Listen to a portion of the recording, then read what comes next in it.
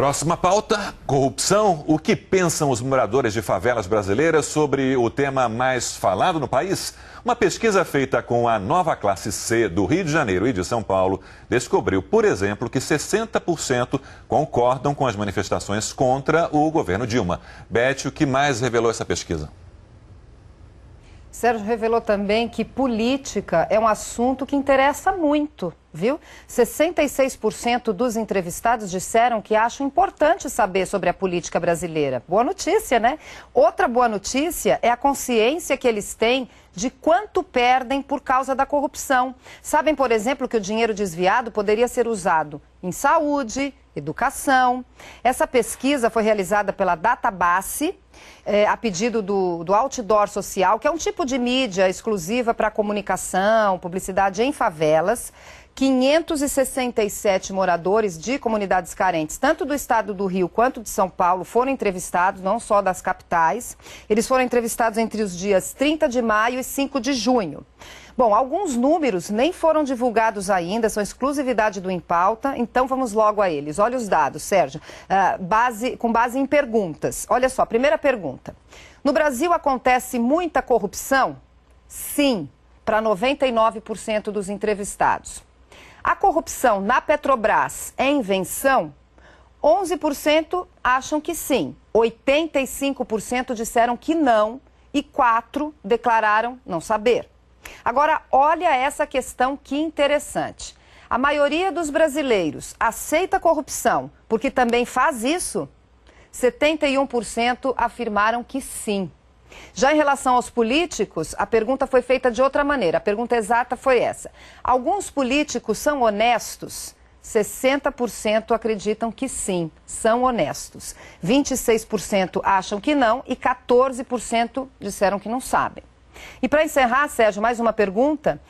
Se tivesse uma espécie de disque corrupção, você usaria? 80% disseram que sim, denunciariam quando descobrissem, vissem algo errado. Eu achei muito interessante, muito bacana, porque deixa claro, né, Sérgio, que os moradores de bairros carentes, de favelas, eles têm consciência política, sabem dos fatos atuais, né? A gente viu a pesquisa especificamente sobre a corrupção na Petrobras, e eles estão certos de que faltam serviços públicos que eles têm direito por causa da corrupção, por causa do dinheiro que é desviado. Então, eu achei muito interessante e as perguntas muito pertinentes. Importante esse tipo de conscientização de qualquer segmento da população, né? E principalmente porque eles sabem que tudo, ou tem que saber que tudo tem a política por trás disso. Agora, Eliane, em relação ao disque corrupção, porque eles ressaltaram que seria importante se tivesse, tem alguns mecanismos, né, e instituições que servem para denúncias contra a corrupção. A Transparência Brasil, né, que é uma organização não governamental, ouvidorias de determinados órgãos públicos também servem como canal de denúncia por parte da população, mas, infelizmente, ao que a gente percebe, isso não é suficiente. Sérgio, mas o principal canal para você fazer uma denúncia de corrupção, e isso vale para funcionário público exemplar, que não quer compactuar com roubalheira, isso vale para o cidadão comum, isso vale para um observador, é a imprensa. A imprensa ainda é um grande canal para denunciar a corrupção e para impedir que ela continue se repetindo. E também para punir os responsáveis. Então, o grande canal, mesmo a Transparência Brasil, por exemplo, trabalha muito proximamente da mídia por causa disso. Agora, eu queria fazer o elogio que a Beth fez, porque eu fiquei muito satisfeita, muito feliz com o resultado dessa pesquisa, porque mostra que as pessoas estão cada vez mais bem informadas, mas cada vez mais ativamente discutindo o seu país. As respostas são de uma maturidade política,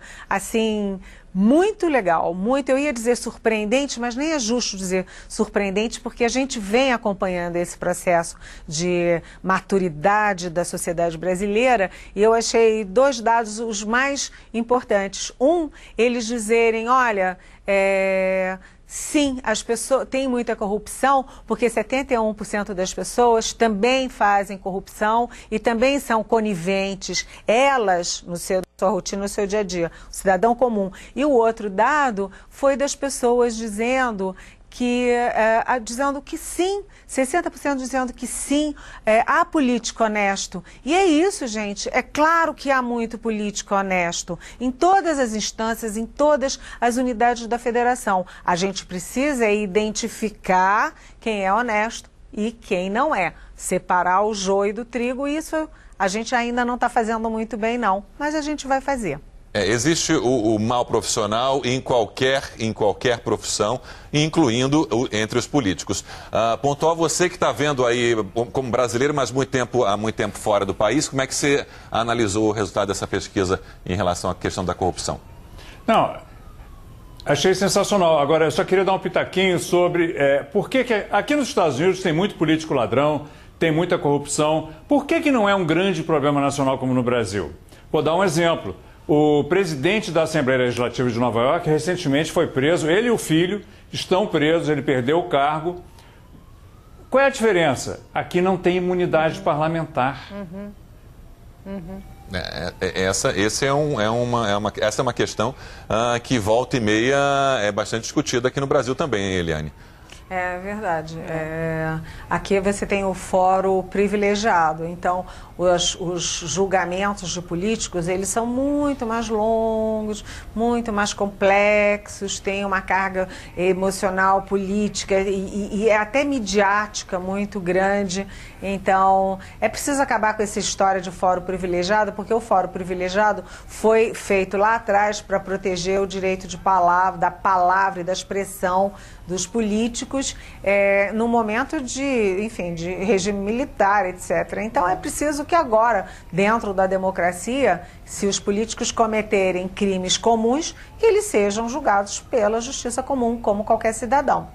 Reforçando aí o resultado importante dessa pesquisa da conscientização da nova classe C no país.